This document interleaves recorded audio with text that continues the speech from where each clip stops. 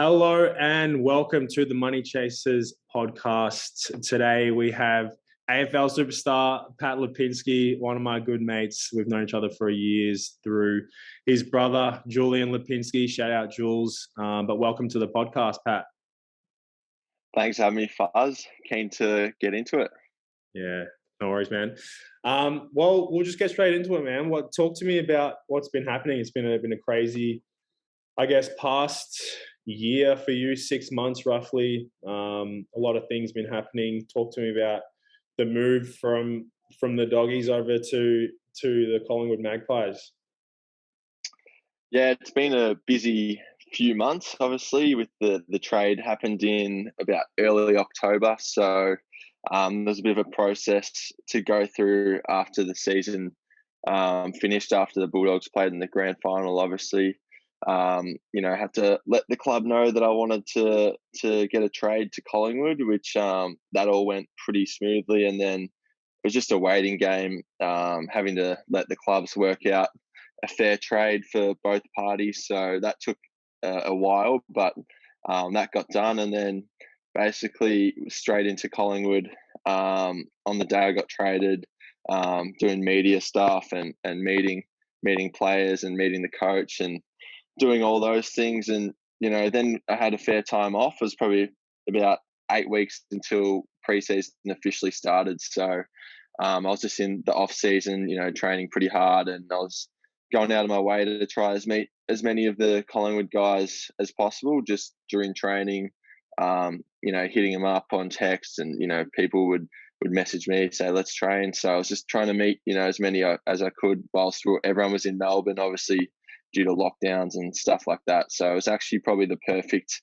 off season to leave. So by the time I got there, I'd already met, 25 of the 40 kind of teammates I had, which made it a lot more comfortable once I walked in. So it's been unreal so far. So I'm about, halfway through preseason. We're almost at games in about a month. So it's pretty exciting, and it's been really enjoyable so far. Yeah, no, that's awesome. It must have been a pretty smooth transition, especially being in Melbourne already. Like that definitely would have helped a lot. Did you know most of the Collingwood boys, or did you have to just go out of your way completely to start to build those relationships? Yeah, obviously in Melbourne, didn't have to move houses, so that was very, comfortable, easy transition in terms of living arrangements and everything like that. But I didn't really know any of the boys. I knew maybe 2 or 3 guys. One guy, Cal Brown, I was good mates with back in year 12. We were the same age group going through TAP Cup and the football system. So I knew him, and I knew a couple others vaguely, but I didn't really know anyone. So it was kind of just, on me to try and get to know as many as I could before I started. And I was fortunate enough that the gym I was training with, Pulsate Centre, had a few guys from Collingwood training there, Jeremy Howe and Braden Maynard and Nathan Murphy. They're 3 players there that I got to kind of train with a lot over the off season, and, get to know them. And obviously now I've been there a few months, so I'm getting to know everyone pretty well. So yeah, it's been really enjoyable, and all footy clubs are pretty similar. So it's just been a pretty smooth process so far. Yeah, no, that's awesome, and it sounds like you're maintaining those relationships that you've built over the past 3-4 years with the Doggies. Like you're staying roommates with the boys over at the Doggies. Who'd you say they were again? Timmy English and Aaron Norton. Oh yeah. No, that's awesome. So you're gonna keep that relationship, and it'll be an interesting battle on the field when you guys come back and play against each other. That'll be cool. Yeah, no, that'll be pretty funny playing against, got so many mates there. It'll be funny playing against each other, and I'm sure we'll have a few little comments and some banter, which will be cool. But yeah, I think it's like round 9 or something. So got a fair while away. That'll be 6 months away or something. So, but yeah, it is good to stay friends with everyone. I was there for 5 years, so I kind of say it'd be like leaving school in year 11. Like you've got some great mates there. So, Wow. um, yeah, it's been good. Yeah, no, that's awesome. That's awesome. And I guess what's been the biggest challenge that you've found so far with this transition? Like it's a big move. Like you've obviously, just as you said, it's 5 years at one club, and building such good relationships with people. What's been the biggest, I guess, challenge that you found in this transition? Biggest challenge for me would probably just be the different kind of training. Like obviously, different clubs have different methods of training. So just being able to adjust to different types of stimulus that we're doing. A lot more running and stuff at Collingwood has been like a bit more of a focus. So, and obviously with Collingwood, it's a whole new coaching staff. There's a lot of new players, so we're teaching an entire new game plan. So just trying to get your head around the system basically. Once you're at a club for a while, you know exactly how everyone plays. So I'm just trying to learn the little tendencies that players have. Like, does this guy like to kick short, or is he, does he like to kick long most? So am I going to present here, or like just learning the little intangible things that like you would have played with basketball. When you move colleges and stuff, you've got to learn how everyone plays. As quick as possible to try and fit in, as soon as you can. So that's probably been the main thing that I've been focusing on. But overall, it's been like, yeah, I'm just having a really great time. So it has been quite fun, and I haven't felt like it's been super daunting or challenging. I'm just trying to enjoy it and get better every day. So yeah, what did you find when you were moving colleges were like the biggest challenges? Obviously, you had to move um, across the states and everything, but did you have Yeah, any challenges when you moved across? no, that's a good question.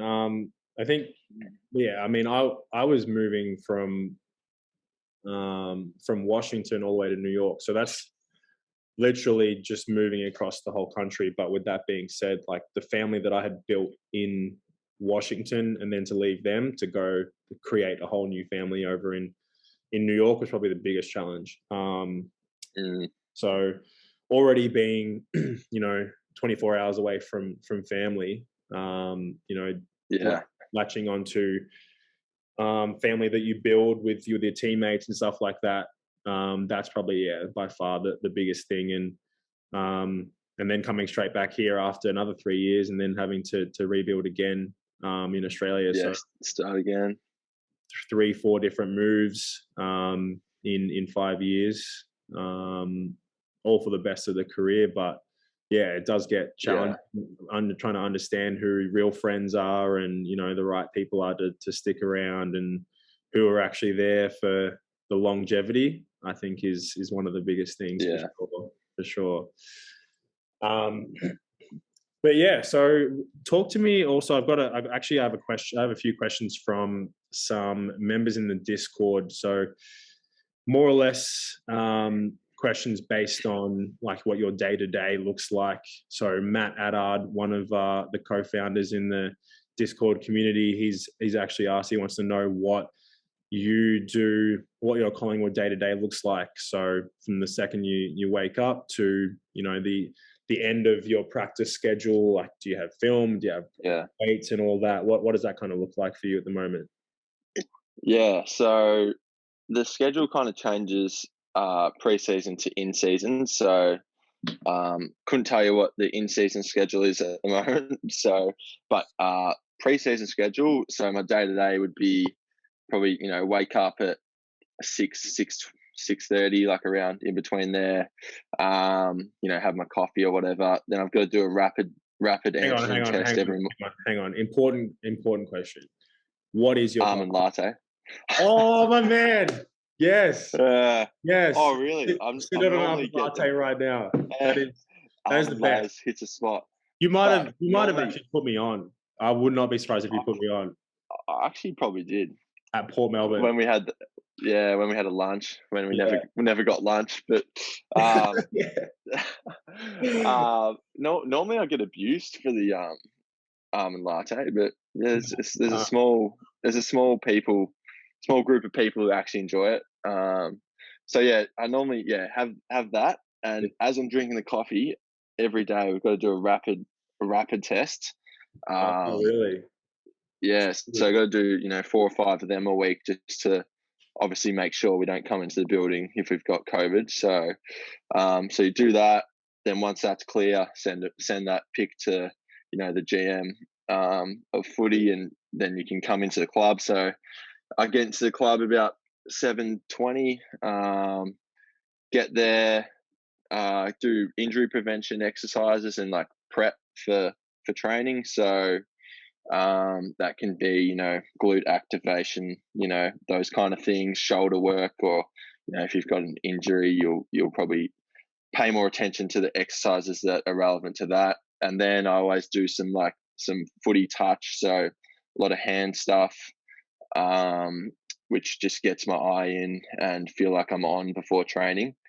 And then normally we'll have a bit of ankle taping or something, or maybe some physio or massage, if you're lucky, if you put on before training. And then we'll have a meeting at 8:30, which will kind of go through film of previous trainings and what we're going to be focusing on for the upcoming training, and we'll go through the specific drills that we're going to be doing in training. So that those meetings can vary from sometimes they're quick, sometimes they're 15 minutes, or sometimes they could be 45. And then we'll kind of go out for training at about 9:15, 9:30, and then train for like 2.5, 3 hours, depending on the sessions.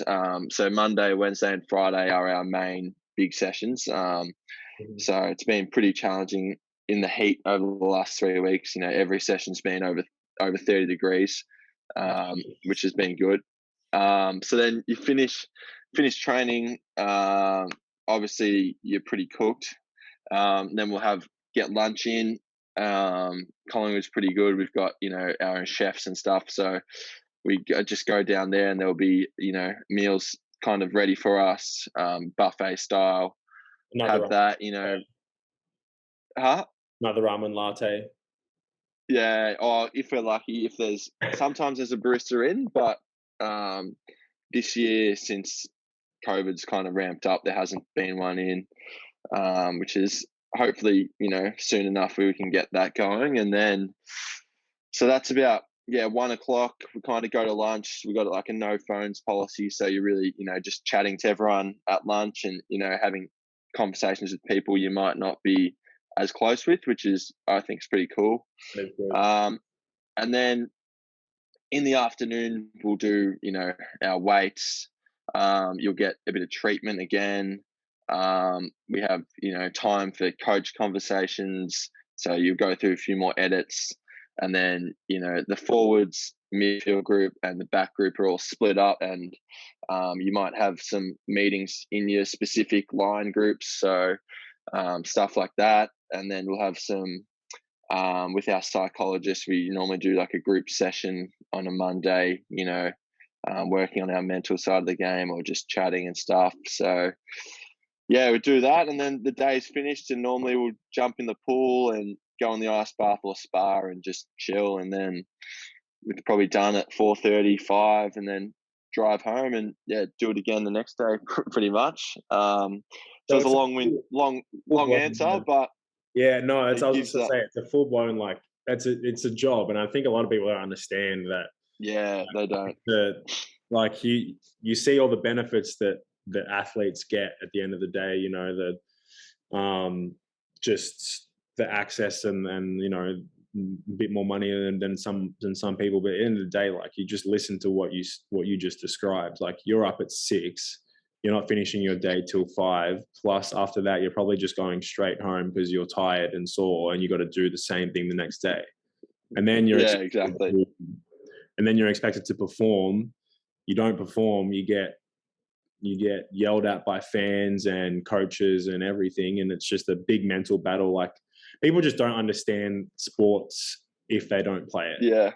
I think people who are in your circle, and they get it, but it is quite tough, and I'd find if you didn't love it, it'd be not fun at all. But yeah, I'm lucky. I really enjoy it, and I'm like, pretty grateful to have the job that I've got. It's elite. I love it. But if you didn't, it'd be hard to wake up each day and be motivated to get better. But there, like you said, there are a lot of benefits, and there's nothing that outweighs the feeling of getting a win in front of a huge crowd and then being in the room singing a song, and it's like all the work you put in during the week, and you have that relief when you get the win. The feels like it's just the best feeling ever. So no, it is pretty good. But yeah, you got to make a lot of sacrifices, and especially in preseason, you're just constantly tired because you're working big days, and like you come out, you check your watch at the end of the day, and like including training and then all the walking around and weights and everything, and you're like, wow, I've done like a half marathon on the watch. You know what I mean? Like, yeah, no, that's ridiculous. you go and do it again, so it's pretty crazy, but it's really good. So yeah, I'm pretty lucky. Yeah, no, overall, like, I mean, you and I actually have like a relatively unique story. Like, you came over, visited me, and obviously your brother Julian in New York. Like, we've had some awesome times, and just seeing the progression of your career has been something where I've just been like, wow, he stuck it out, and he's made those. Yeah. You've had a lot of like adversity.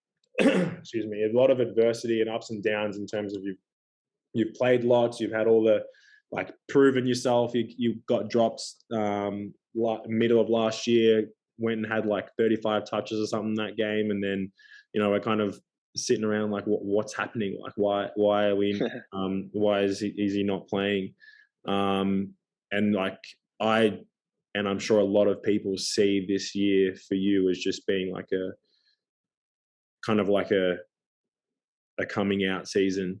And the thing is, you're still so young. It's like you've had a whole vetted career, but you've still like not even close to hitting the peak. Yeah, so it's exciting. I'm very happy for you and proud of you overall for the progression that you've made in your career.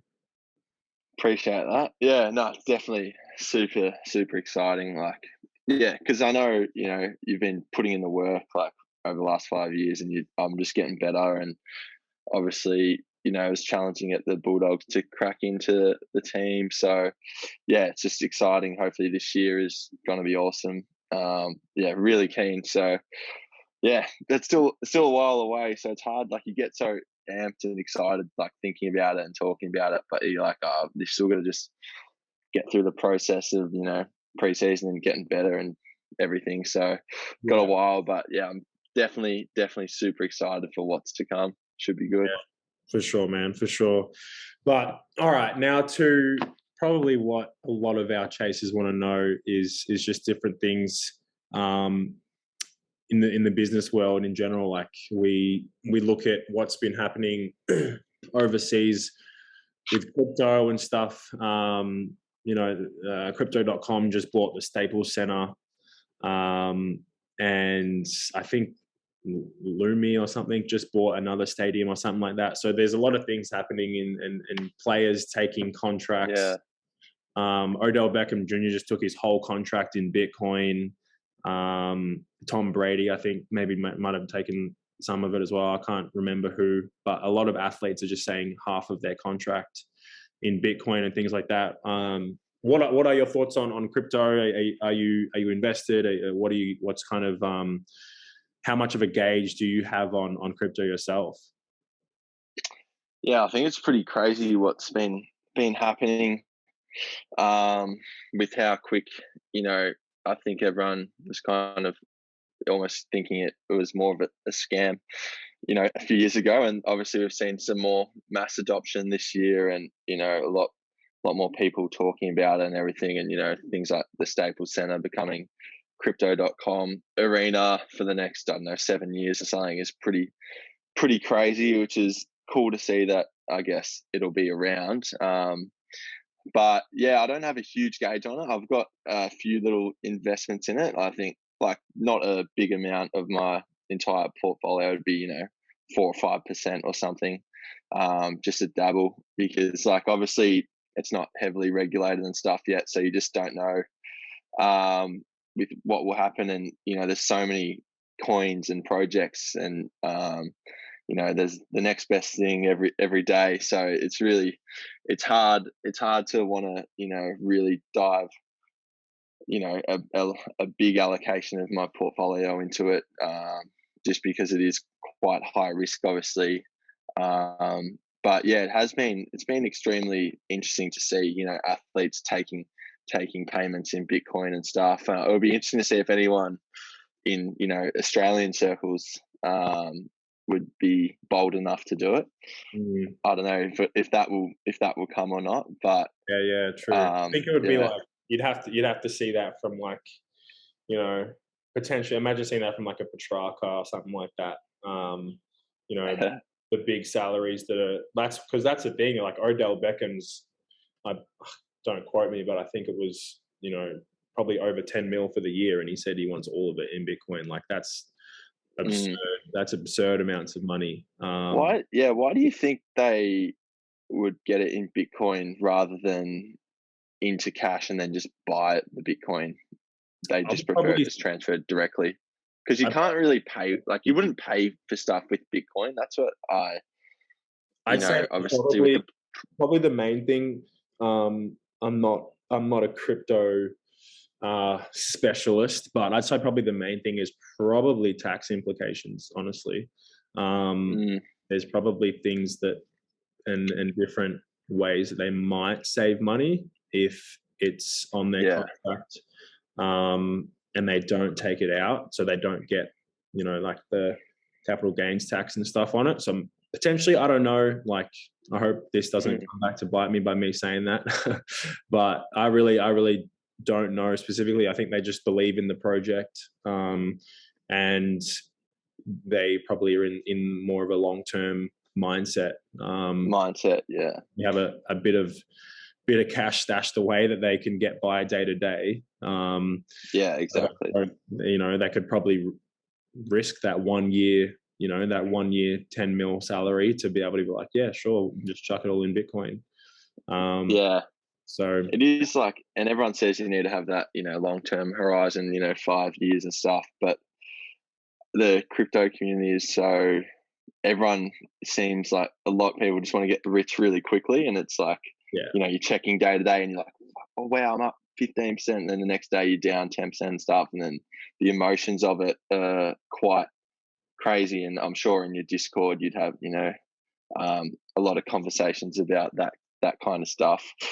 But I guess it is, I'm 23 or whatever. So I'm like, yeah, of course I'll put a little minimal dabble into a bit of crypto. Just, who knows if they do double or something amazing. And because it's a small allocation, it's not going to be the end of the world if it does, not perform too well. So yeah. And it's a lot of it's a lot of work to put in. If you're looking at it every single day, it'll play on your mind, and you actually have to.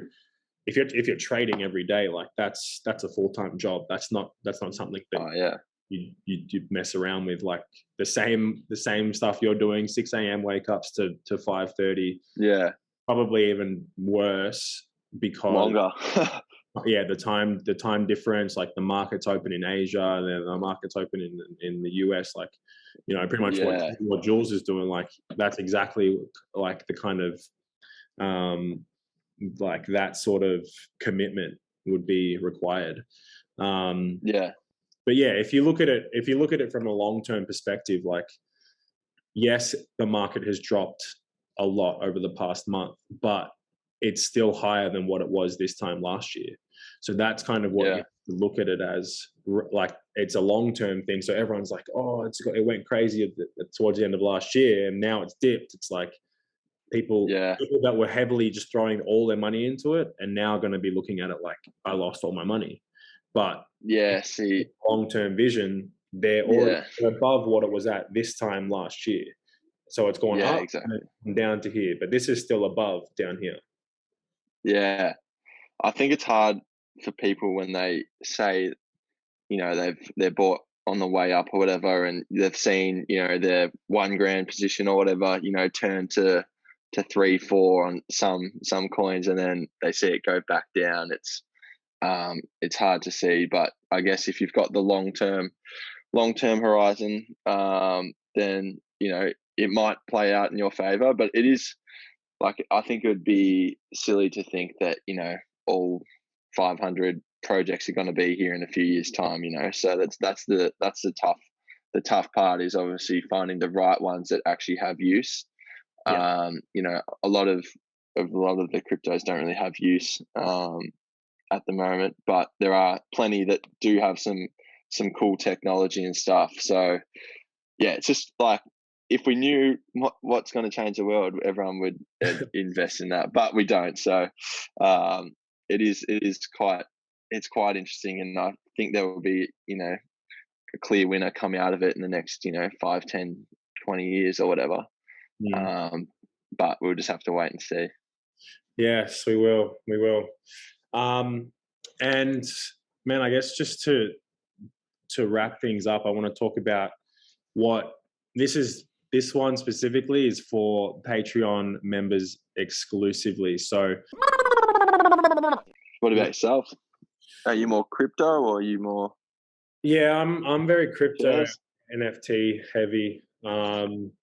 Personally, like to keep things relatively safe, because, like I said, I'm no expert with this. I'm trying to learn within the community in general. That's why we created this community, was just so that we can bounce ideas off of each other and learn. And one of the main things that I took from our community was, sticking to like 4 or 5 different projects that you solely genuinely believe, like you said it before, you genuinely believe have good functionality in the world, or potentially even the metaverse in the coming years.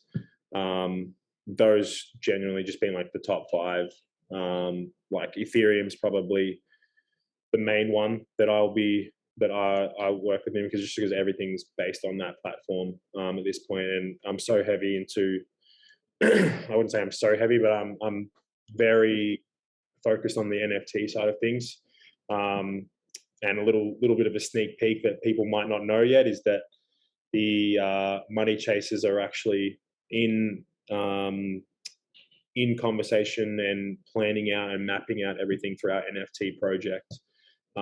So looking at a lot of cool things and a lot of different real world functionality for that as well, which we're going to be partnering with different athletes and restaurants and clothing brands and things like that. We'll come out with a bit more information on that project soon. But yeah, definitely want to get all of our Discord members involved in that. Guys like yourself that's just joined the Discord, and a couple of other NBA players and things like that have gotten on board in the Discord, are very interested in the NFT project that I've spoken to them about. So yeah, when all that gets released, it'll be awesome. But that's probably a couple of weeks away. So yeah, mainly that's soon. Yeah, just dabbling more of the NFT, Ethereum, just looking more on that side of things. Like I've got. Do you like dollar cost average into Ethereum and stuff, or you've just kind of bought at a price and just going to hold it for long term? Is that? I'm just literally like, whenever I feel like I've got spare cash for the week after my budget, I'll just put it in. I'm more or less, I don't have the time or the energy to be daily trading, so that's why good things Discord as well. There's people in there that are doing that. So yeah, I just take a look at the Discord and kind of figure out what people are doing, what people are looking at, and then I just go check it out. So it makes my job a hell of a lot easier. Yeah, just a lot less research and a lot easier for me to actually make an educated decision. Yeah, it's definitely awesome having like a community of people together and helping each other out. And you might have people who are good at technical analysis and stuff, and they say, oh well, it's hitting the support price here, we're looking to enter, like have a stop loss or whatever. Like those kind of things can really help the community. Say someone like you who, like you said, you don't have time, but you might do a trade like that, and you can make 20% on crypto. Like if it reverses or whatever, pretty easily. It's pretty crazy how the gains you can get. Yeah, that is awesome. Yeah. And then with what type of NFTs do you invest in? So I got involved in a project. There's a couple that I'm in. One of them, another Discord member, one of my close friends growing up, Jonah Bolden. He played in the NBA for a couple of years for Philly and Phoenix Suns. He is now running. He helps run different NFT projects. He takes them on board, and with his company Native Labs, he just kind of helps build those projects, and he's gotten me involved in a couple of them. And yeah, like I said, I personally didn't understand much about NFTs and things like that. So listening to those that are professionals and spend a lot of time on this is the best way that I've been able to get deeper immersed into it. And yeah, so I've got a couple of different projects, like the Lazy Crypto Cats, Meta Thugs, which is one that Chris Brown was involved in. Yeah, nice. I'm trying to think. I'm very close to getting into something that my mate started up as well, called 365 Days of Ray, and they're like actual photography pictures.